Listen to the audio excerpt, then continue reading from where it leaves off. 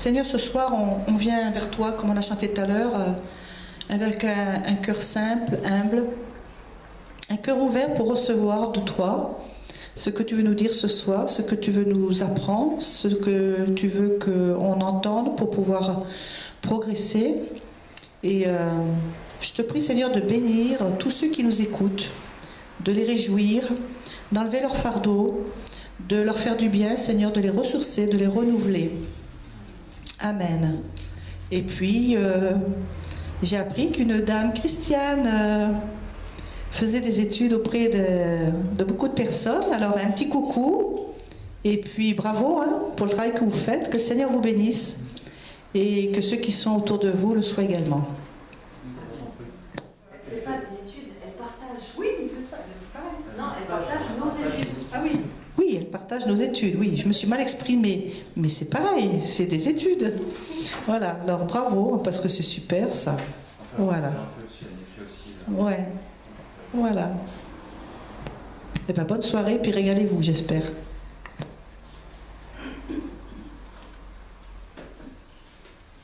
Donc on va poursuivre, c'est éteint. Comme à chaque fois, voilà, c'était éteint, c'est pas grave. Ouais. Donc on va poursuivre, je disais. On avait vu la dernière fois, dans le chapitre 3, la création de l'homme. Seulement voilà, il y a eu des blagues. Alors nous allons voir ce soir la chute. Dans la chute de la blague. La chute de la blague.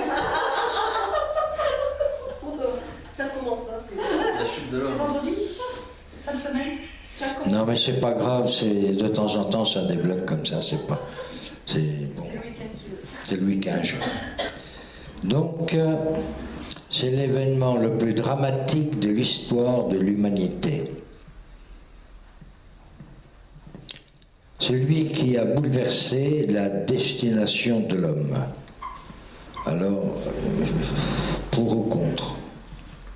En créant l'homme, Dieu a voulu pour lui une relation d'amour avec son Créateur. Cette relation a été faite pour ne jamais être brisée ni altérée. Cette communion, basée sur la liberté, a été rompue par le choix de l'homme d'user de sa liberté pour dire non à Dieu. Alors, chacun pensera ce qu'il voudra, hein, je sais pas. Moi, je pense que l'Éternel savait très bien ce qui allait se passer. Vu qu'on a vu l'autre jour qu'il était omniscient, omniprésent, enfin bon. D'accord? Donc il savait ce qui allait se passer. Seulement, il s'est passé une chose avant que l'on ait eu du mal. Il y en a un qui était le numéro 1 dans la gloire de l'Éternel et qui a vu sa tête grossir, et il a dit « Pourquoi moi je ne serai pas ?» Et l'Éternel lui a dit ben, « Écoute, si tu n'es pas d'accord, va-t'en. » Et il est parti avec... Combien il a emmené d'anges? Un tiers des anges sont partis avec lui. Et je pense que là, c'est l'histoire de Job qui a commencé à s'écrire. Oui, mais tu leur fais rien parce que... Alors il a dit, bah attends, bouge pas. On va leur donner la liberté et on verra bien. Il y a une vieille légende, je ne suis pas tout à fait d'accord sur les légendes, mais des fois elle nous raconte de bonnes choses. Dans un temps très ancien, c'est-à-dire qu'on ne sait pas quand, on a dit, mais l'homme est d'une intelligence sensationnelle seulement, son intelligence risque d'être sa chute. Ah. Alors il y en a qui a dit, mais attends, ce qu'on pourrait faire, c'est cacher cette intelligence. Et le troisième a dit, oui d'accord, mais si tu le caches, ils vont le chercher, ils vont le trouver un jour ou l'autre. Ah oui, d'accord, ouais. Comment on peut faire?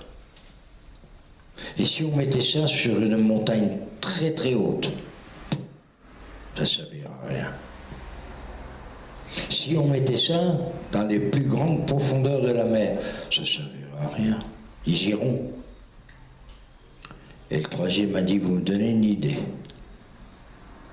On va mettre ça dans le cœur de l'homme. Et là, il ne cherchera pas. Et oui. Comme tu disais tout à l'heure, ça fait plusieurs fois que tu parles à quelqu'un et cette personne dit non, non. Ça fait quand même des années qu'on nous en parle et bien souvent nous aussi nous disons non. Bien souvent. Alors comment ça s'est passé? Ça s'est passé en 3 grosses étapes. Il y a eu d'abord la tentation. Pour conduire alors à la rupture, le diable, utilisant le serpent, vient d'alboliguer avec Ève, réussissant à mettre un doute dans son esprit quant à la parole de Dieu. On trouve ça dans la Genèse 3, de 1 à 5. L'Éternel a-t-il vraiment dit? Il aurait pu se contenter de dire non, mais attendez, vous n'avez rien compris, les copains, c'est pas comme ça que ça tourne. Non, non, non. Il a dit oui, bon, d'accord, mais l'Éternel a-t-il vraiment dit? Tu l'as, 3 à 5? Alors? Genèse 3 à 5. 3, 1 à 5, c'est ça?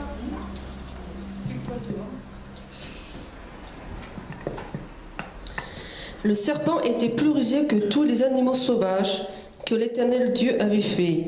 Il dit à la femme, Dieu a-t-il vraiment dit, vous ne mangerez aucun des fruits des arbres du jardin? La femme répondit au serpent, nous mangeons du fruit des arbres du jardin. Cependant, en ce qui concerne le fruit de l'arbre qui est au milieu du jardin, Dieu a dit, vous n'en mangerez pas et vous n'y toucherez pas, sinon vous mourrez. Le serpent dit alors à la femme, vous ne mourrez absolument pas, mais Dieu sait que le jour où vous en mangerez, vos yeux s'ouvriront et vous serez comme Dieu, vous connaîtrez le bien et le mal.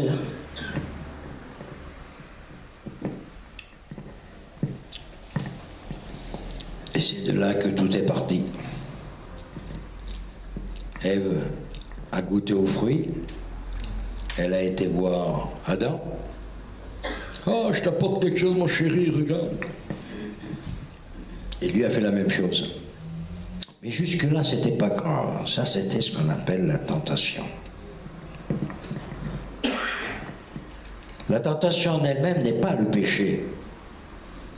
Mais elle est la porte que le diable ouvre devant nous pour nous y pousser.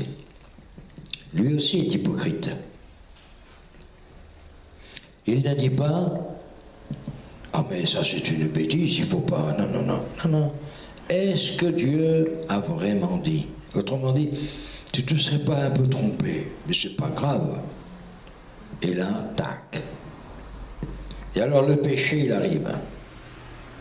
La convoitise, en tordant nos aspirations naturelles et...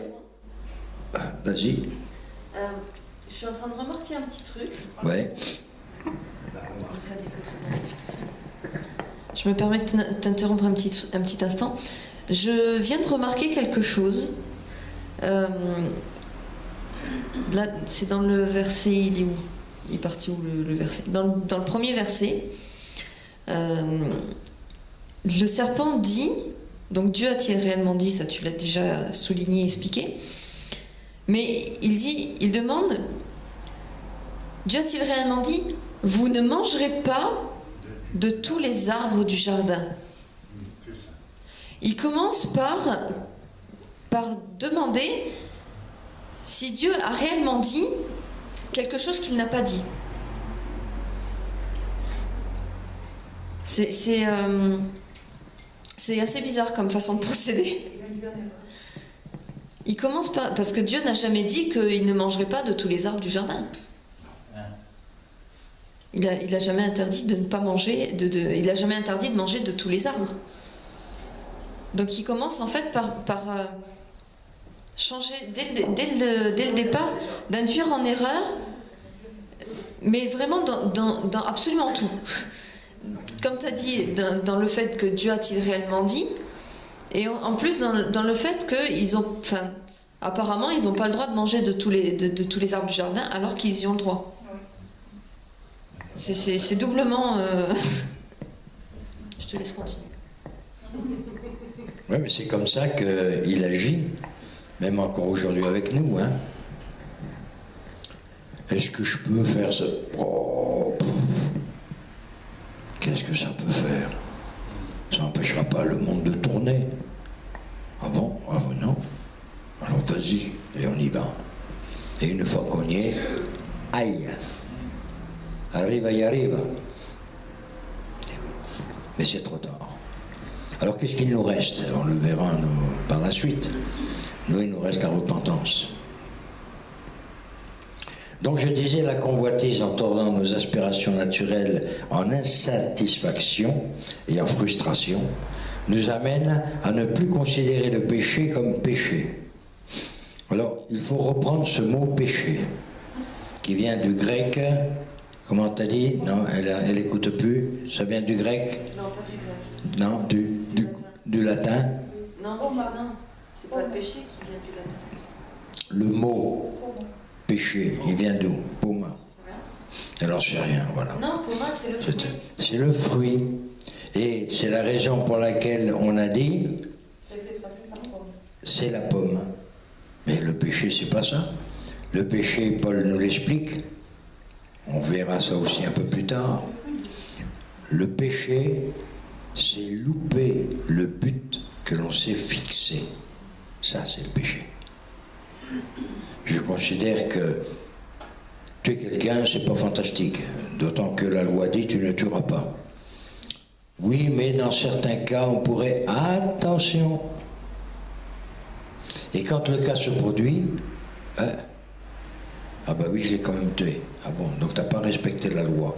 Oui, mais en faisant cela, est-ce que je protégeais pas ma famille? Oui, d'accord, on peut en discuter. Et hop, ça repart à chaque fois. Et à chaque fois, ça discute. Et à chaque fois, ça discute. Et on va pas plus loin. Que de la discussion. Donc, nous oublions alors que la finalité du diable, en nous poussant à pécher, c'est-à-dire à louper notre but, c'est notre mort. Détruire notre communication avec Dieu, détruire notre relation avec les autres, et pour finir, nous détruire nous-mêmes. Prenez Jacques 1, Monsieur David, 13 à 15, Jacques 1, 13, 15, et quelqu'un d'autre va prendre Genèse 3.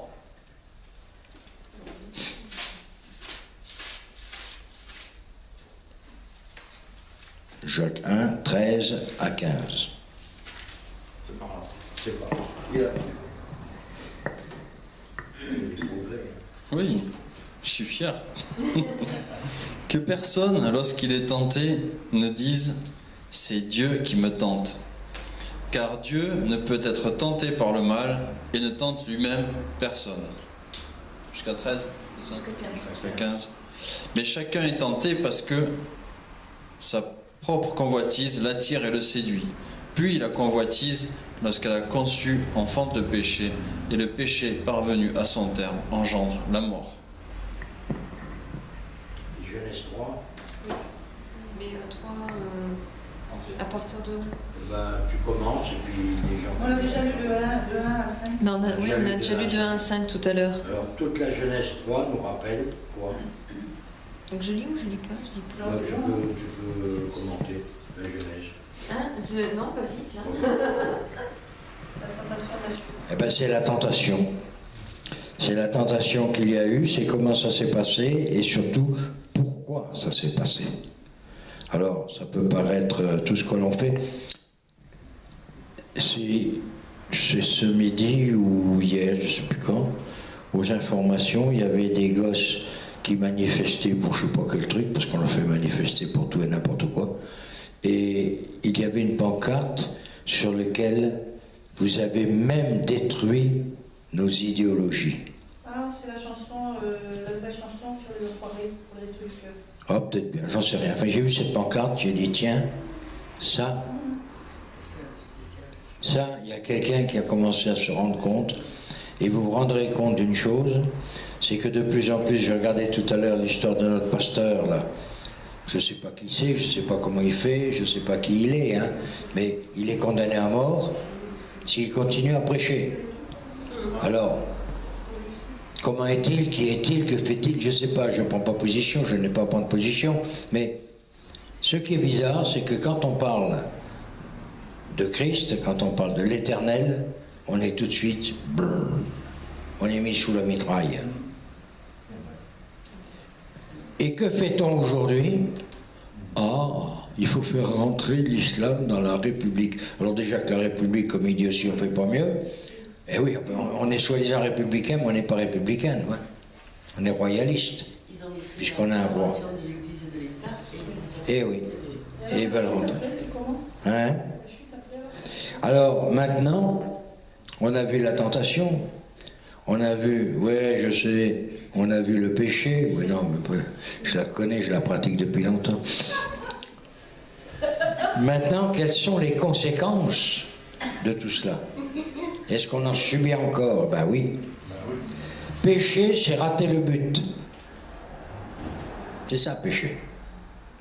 À cette dimension du péché, ça en ajoute parfois une autre, l'offense à celui qui est concerné par notre péché. Souvent, on se prend un petit peu le museau les uns les autres, parce que c'est pas tout à fait comme ça, oui, mais moi je le vois reteteux, et on ne s'aperçoit pas que la langue tue.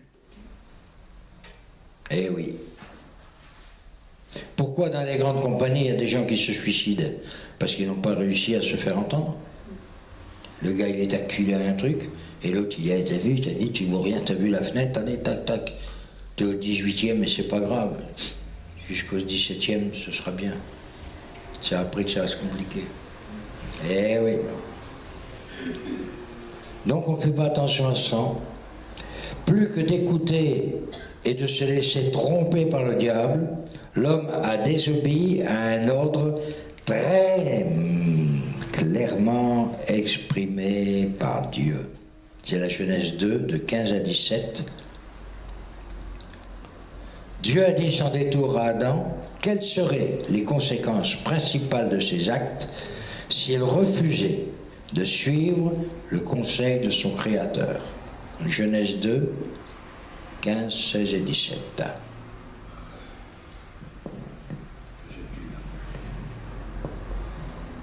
L'Éternel Dieu prit l'homme et le plaça dans le jardin d'Éden pour le cultiver et pour le garder.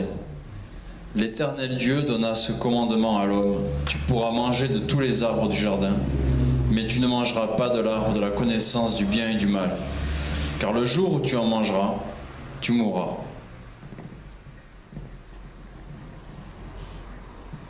C'était clair, hein? C'était clair. Mais on remarque une chose, c'est que Dieu a respecté la liberté qu'il a donnée à l'homme. Il a dit, tu ne mangeras pas de cet arbre, car le jour où tu en mangeras, tu mourras. Autrement dit, si tu veux faire des bêtises, fais-les, seulement attention. Attention. Et alors, comment ça va se résoudre ce problème? C'est simple. L'Éternel Dieu passe dans le jardin d'Éden tous les soirs. C'est ce que nous dit la parole, comme si le matin il ne pouvait pas passer, ou à 2 heures, ou à 1 heure de l'après-midi, ou avant la sieste, ou après. Non, le soir il passe. Pourquoi? Parce qu'il laisse l'homme libre. Il ne lui impose rien. Il le regarde, vas-y, fais ce que tu as à faire. Je compte les points. L'Éternel arrive dans le jardin d'Éden. Adam, tu es où? Ah, je suis là, Seigneur. Ah bon? Pourquoi tu te caches? Tiens, il est pas au courant? Parce que je suis nu. Ah bon? Qui t'a appris que tu étais nu? Et là, l'Éternel, là maintenant. Et alors là, comme faux cul, on n'en fait pas mieux. Et on est tous pareils, hein?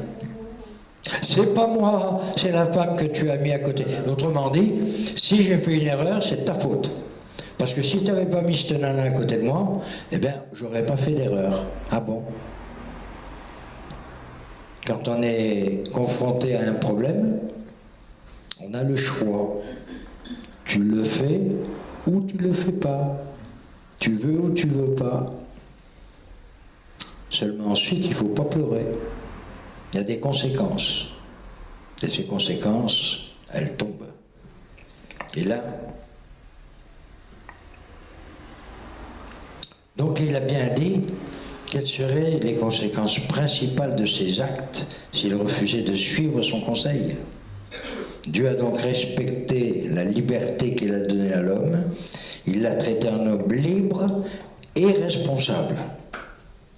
Imaginons qu'au moment où Ève arrive avec, soi-disant, la pomme, enfin bon, hein, pour lui dire « Oh, regarde, j'ai trouvé un schmilblick. » Elle dit « Oh, Seigneur, viens vite, on a un blême. » Tac. Il sera arrivé, il lui aurait dit « Qu'est-ce qu'il y a dans, qu'est-ce qui se passe? Regarde la nana qui est avec moi. Regarde ce qu'elle a dans les mains. » Ah, autre problème. Alors on dit toujours c'est la femme qui a mordu dans la pomme et c'est l'homme qui a eu les pépins. Non, non, non. Il n'avait qu'à simplement appeler l'Éternel, lui dire bon attends, qu'est-ce que je fais maintenant? Comment je fais? Comment je dois réagir? Je ne sais pas.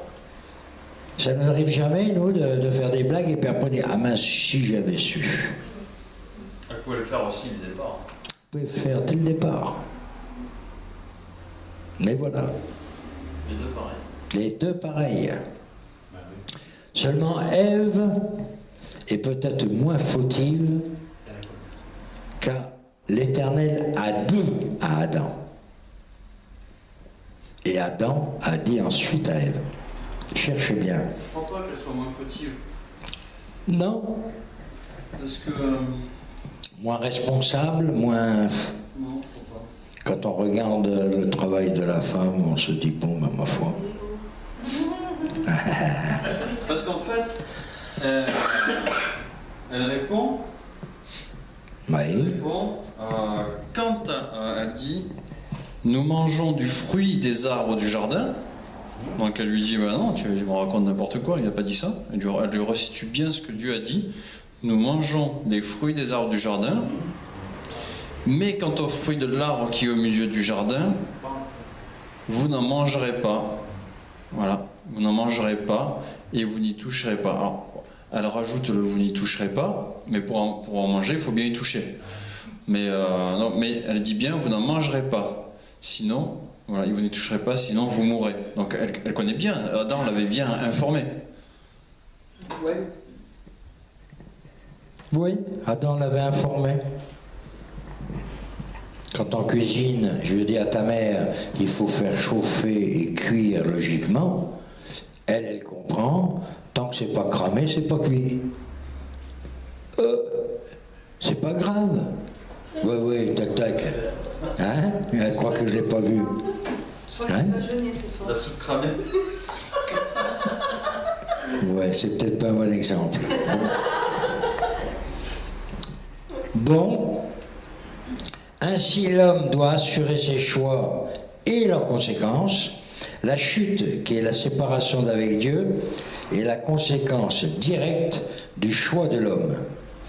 Mais elle n'est pas un acte de vengeance de Dieu contre l'homme.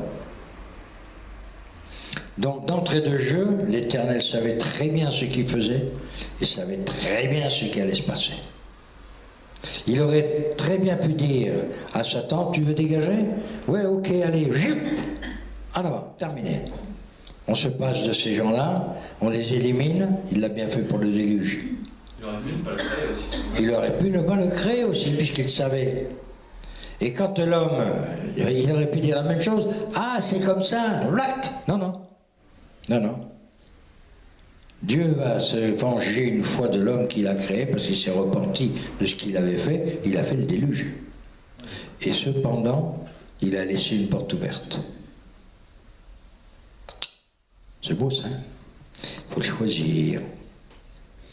Dans son amour pour ses enfants, Dieu pardonne l'offense liée à la faute et annonce le plan de rédemption, et annonce le plan de rédemption déjà prévu dans le conseil divin avec son Fils, plan qui se met immédiatement en route.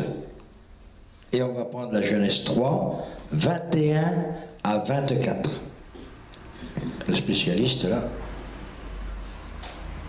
Non, mais toi, c'est bien. Non, c'est toi le spécialiste. Ah, Déborah veut lire. Ah ben voilà. Vas-y, 21 à 23. Genèse 3. Alors 23, 3. Le Genèse 3 de 21 à 23. On a dit Genèse 4. Non. Non, 3. Non. Voilà comment les femmes écoutent. Et après elles disent non, non. L'Éternel Dieu fit des habits en peau pour Adam et pour sa femme, et il leur mit. L'Éternel dit Dieu, voilà que l'homme est devenu comme l'un de nous pour la connaissance du bien et du mal. Maintenant, empêchons-le de tendre la main, de prendre aussi du fruit de l'arbre de vie, d'en manger et de vivre éternellement. Ainsi l'Éternel Dieu le chassa du jardin d'Éden pour qu'il cultive la terre d'où il avait été tiré. Après avoir chassé Adam, il posta à l'est du jardin d'Éden les chérubins qui agitent une épée flamboyante pour garder le chemin de l'arbre de vie.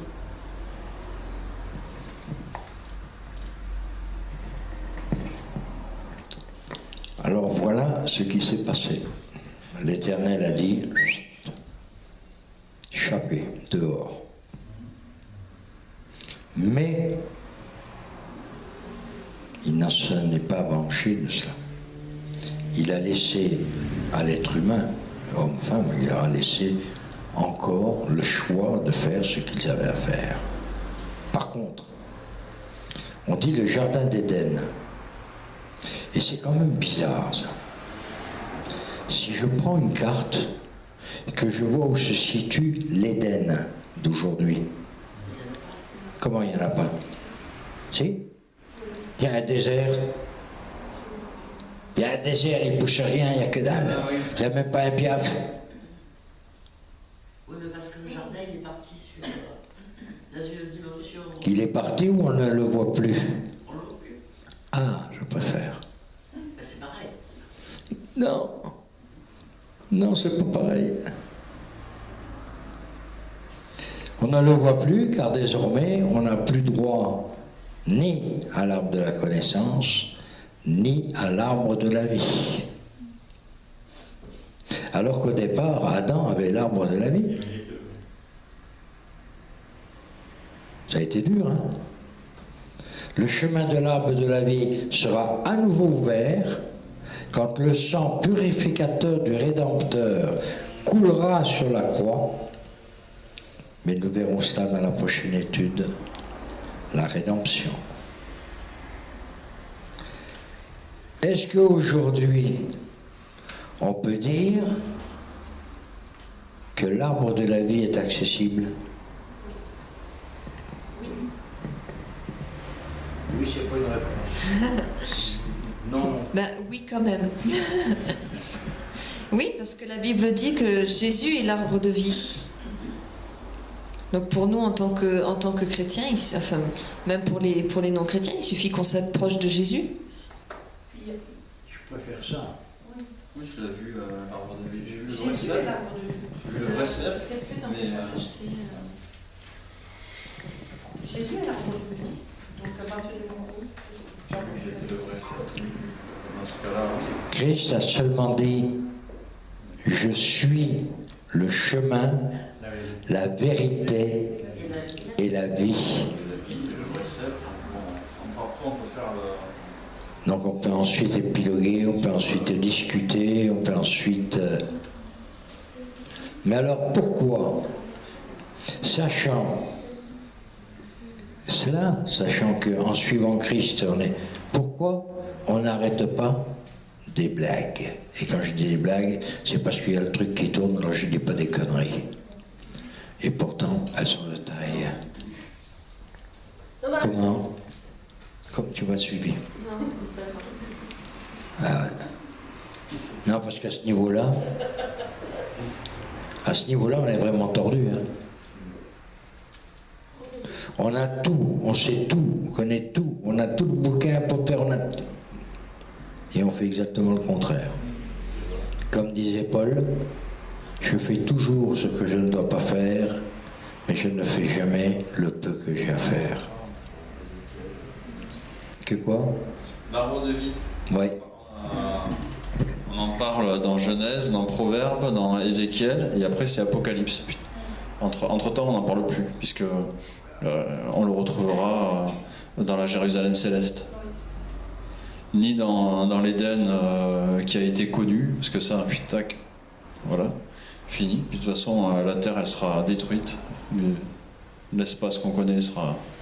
Tout sera emporté. Et il y aura une nouvelle terre et de nouveaux cieux. Donc ça sera pas le même. Et oui, on continue à faire des blagues. Mais même Abraham, là je suis dans Abraham ces temps-ci, et je constate que le gars, régulièrement, Dieu vient lui parler. Il dit, quitte ton pays, va là-bas, je te donnerai ce pays. Et puis Abraham, il part, et puis première chose qu'il fait, ah dis donc Sarai, ce qu'on va faire, on va dire comme tu es la fille de mon père ou mon grand-père, parce que c'est pas évident de dire si c'était vraiment la fille du père et pas de la mère. Enfin bref, il dit tu diras, au moins ils sont de la même parenté, tu diras que t'es ma sœur, hein, tu dis pas qu'on est mariés, parce que sinon on va me tuer à cause de ça. Elle devait être très belle. Et plusieurs fois, il fait ça au moins 2 fois, alors qu'entre-temps il a vu Dieu. Dieu lui a parlé. Et quand Sarai, sa femme, lui dit bon ben va avec ma servante. Alors déjà elle donne son mari à une autre femme. Abraham il connaît Dieu, il sait le plan que Dieu lui a dit. Il sait, Dieu lui a parlé en face, il lui a dit je te donnerai un enfant, Sarah il va t'inventer un enfant, et lui ah bah oui d'accord, il fait le contraire, et finalement on voit sa foi vraiment en action à partir du moment, une vraie confiance en Dieu, le jour où Dieu lui demande de sacrifier son fils. Là, c'est comme si, ça y est, avec tout ce que j'ai traversé, j'ai enfin compris que je peux lui faire confiance, ou alors j'y arrive enfin. Mais ça a mis longtemps, hein. Et puis c'est Abraham, c'est quand même pas n'importe qui. Et ouais, oula, bien tassé, parce que je crois qu'il a eu son fils Isaac à 100 ans. Donc 100 ans, ça fait genre 120 ans à cette époque-là, quand vraiment il fait cet acte de foi où on peut dire, là on peut vraiment dire que ça y est, il est sûr de ce qu'il fait et de croire vraiment en Dieu. Donc quelque part, je me dis moi, je continue à faire des blagues, mais j'ai pas 120 ans et en plus j'ai pas vu Dieu en face comme ça quoi, comme lui. Tu continues à faire des blagues et nous aussi. On n'a pas encore 120 balais, mais c'est pas une raison suffisante pour pouvoir dire calmos, Dieu pardonnera. Ça c'est notre excuse à notre niveau, mais il est dit que tout ce qu'on fait c'est écrit dans un certain livre et que lorsqu'on se présentera on dira tiens donc viens boire un peu toi. Je dois en avoir déjà une bonne pléiade. Merci Seigneur de nous avoir dirigés au cours de cette étude. Merci de nous apporter ce que tu nous apportes. Et merci de nous laisser cette liberté, même si parfois cette liberté, on en abuse un peu beaucoup et que l'on pense toujours que tout va s'arranger pour le mieux, alors qu'en fait, tout s'arrange pour le plus mal. Merci Seigneur de nous redresser, de nous diriger et de nous guider. Comme dit David, tu as guidé Abraham, alors pourquoi tu ne viendrais pas dans notre assemblée et dire voilà, faites comme ci, faites comme ça. Bon, tu vas me dire, hein, tu n'as déjà pas vu dans beaucoup d'assemblées, tu leur as dit faites ci, faites ça, et ils ont fait très exactement le contraire. C'est toujours le même problème. Merci Seigneur.